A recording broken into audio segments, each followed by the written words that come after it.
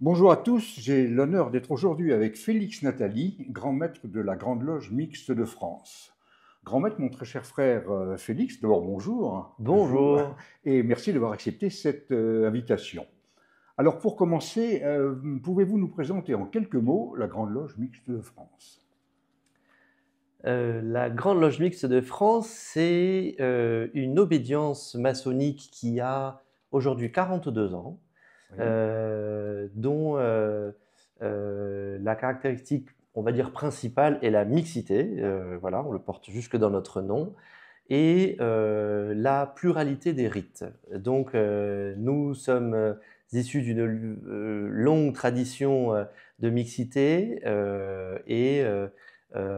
nous avons eu l'envie de travailler de plusieurs manières différentes pour accueillir un petit peu toutes les composantes des personnes qui avaient envie de travailler leur très bien, spiritualité. très bien.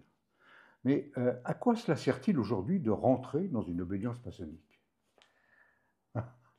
Euh, c'est une vraie question, mais elle trouve plusieurs réponses et Hmm, des réponses très pratiques. Euh, La franc-maçonnerie, c'est un espace dans lequel vous pouvez travailler votre spiritualité. oui, Euh, Moi, par exemple, j'ai pas la chance de croire. J'ai pas la chance d'avoir la foi. oui, Pour autant, j'ai une spiritualité. Dès que vous vous intéressez aux choses de l'esprit, ben, on peut dire que vous avez une spiritualité.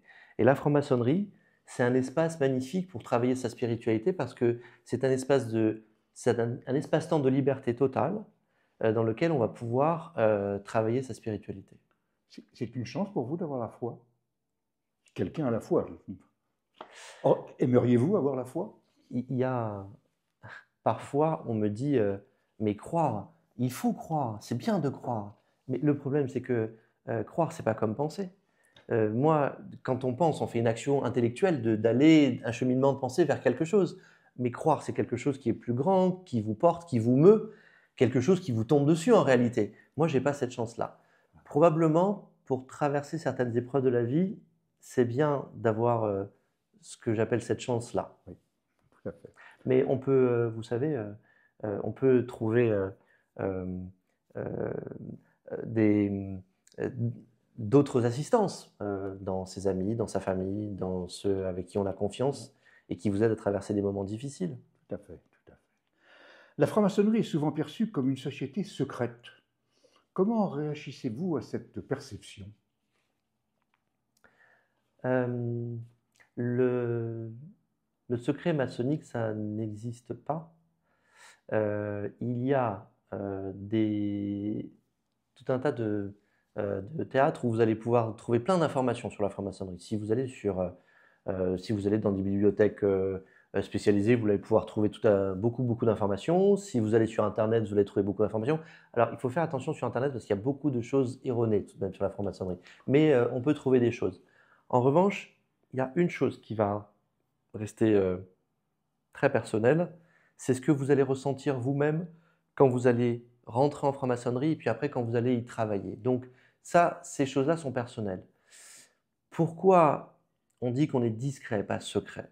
Moi, vous voyez, par exemple, je suis devant vous et j'ai pas mis un masque, ma voix n'est pas trafiquée, donc s'il y a des gens qui ne savent pas que je suis franc-maçon et qui me connaissent, eh ben, ils vont le Ils découvrir vont le et découvrir, je tout n'ai à pas de fait. honte à ça, au contraire. Très bien. En revanche, on dit qu'on est discret et on se demande les uns aux autres de ne pas dévoiler un franc-maçon parce qu'il y a eu des périodes dans l'histoire où les francs-maçons ont subi des choses pas agréables et on a gardé ça probablement un petit peu dans notre histoire.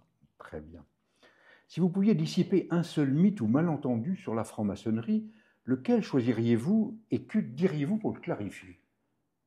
Je ne dirige pas le monde. Bien. Il n'y a pas très longtemps que j'ai appris par un courrier anonyme que j'étais un Illuminati et que je faisais partie de cette caste de gens supérieurs qui dirigent le monde. Donc, alors, je ne dirige pas le monde. Les francs-maçons, globalement, ne dirigent pas un pays, ne dirigent pas un État secret, ça n'existe pas. Nous ne sommes pas une élite.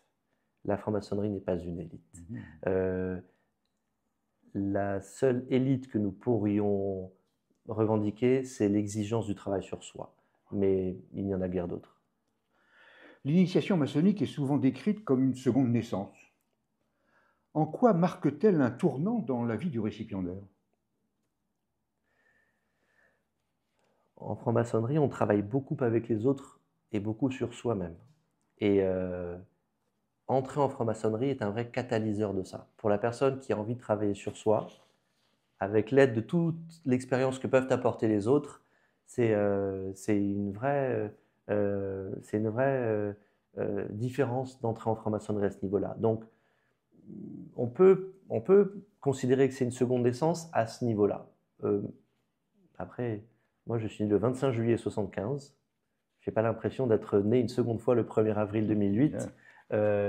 Mais je sais qu'en entrant en franc-maçonnerie, j'ai fait un vrai pas vers quelque chose de nouveau. Un petit peu, vous savez, comme ce film, cette magnifique chanson d'Étienne Dao qui dit « Le premier jour du reste de ta vie ». Parce que l'initiation, comme toutes les initiations, c'est mort et renaissance à quelque chose. Oui, mais pour autant, si vous êtes mort à quelque chose, c'est très difficile d'avoir la mémoire de ça. Vous, moi, on se construit tous les jours et on dépose une couche de soi tous les jours sur les couches qui ont été déposées les jours précédents. Ça veut dire que nous sommes, chacun, le produit de cette équation personnelle qui en réalité est la sédimentation de toutes ces couches de soi-même sur soi-même. Et c'est ça qui fait notre histoire et c'est ça qui fait ce qu'on est aujourd'hui. À chaque fois qu'une de ces tranches de nous-mêmes vibre, c'est la totalité de nous-mêmes qui vibre. Ça, si on meurt, on ne peut pas l'avoir. Ça serait dommage de remettre à zéro en appuyant sur reset à chaque fois qu'on est initié quelque part. Absolument, absolument. On change un petit peu de sujet. Existe-t-il, d'après vous, une méthode maçonnique? Oui. Et laquelle? Ah oui.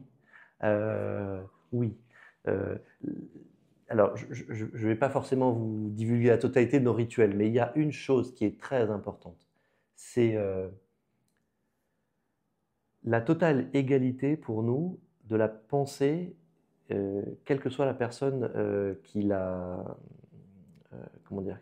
Quelle que soit votre pensée, à partir du moment où on est tous d'accord sur le fait que tous les humains sont égaux les uns avec les autres, qu'il n'y a pas de personnalité supérieure, de race supérieure, de religion supérieure, de société supérieure, tout ça n'existe pas. À partir du moment où on a une vision en toute égalité des humains, on a ce qui aboutit à la méthode maçonnique qui est quoi?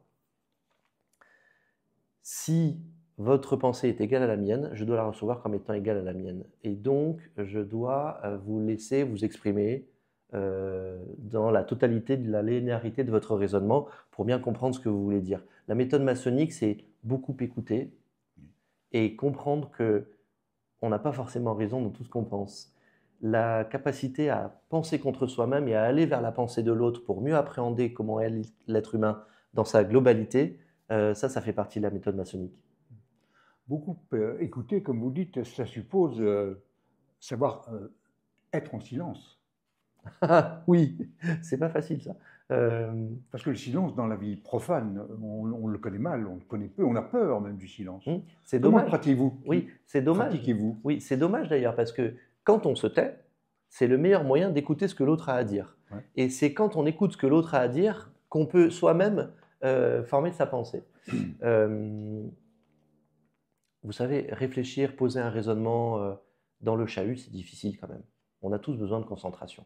Et les plus grandes idées sont forcément nées en passant par un sas qui est d'abord une période où en fait on avait une réflexion. Et cette réflexion, elle se fait nécessairement dans le silence. Quand on entre en maçonnerie, il y a une période assez longue de silence.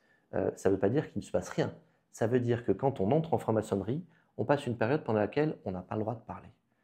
Et ça, c'est génial parce que quand on n'a pas le droit de parler, qu'est-ce qu'on fait? On écoute. Et écouter l'autre, c'est vraiment instructif. Pourquoi avoir choisi la mixité comme principe fondateur de la Grande Loge Mixte de France? Ça tient beaucoup à notre histoire. À la fin du 19e siècle, une dame qui s'appelle Maria de Rheims a été initiée dans une loge en région parisienne avec les mêmes rituels que ceux que traversaient les garçons pour être initié que ceux que traversaient les frères. À la suite de son initiation, cette dame, Maria de Rheims, a fondé une obédience maçonnique avec un monsieur qui s'appelle Georges Martin à la fin du 19e siècle. Et cette obédience maçonnique, on la connaît encore aujourd'hui. Elle s'appelle Fédération internationale des droits humains. Du droit humain. Et donc, cette obédience, le droit humain, a ensuite accouché d'une autre obédience, puisque ce sont des choses qui arrivent dans la vie des obédiences. Et cette obédience s'appelle la Grande Loge Mixte Universelle. Et nous, Grande Loge Mixte de France, nous sommes une fille de la Grande Loge Mixte Universelle. Donc la mixité, c'est inscrit dans notre histoire. Pourquoi ? Parce que la franc-maçonnerie, c'est la recherche du bonheur individuel et collectif. On essaye de rendre heureux les gens en travaillant sur soi-même. Pour ça, dans notre obédience, on estime qu'on doit le faire avec toutes les composantes de l'humanité, les hommes et les femmes.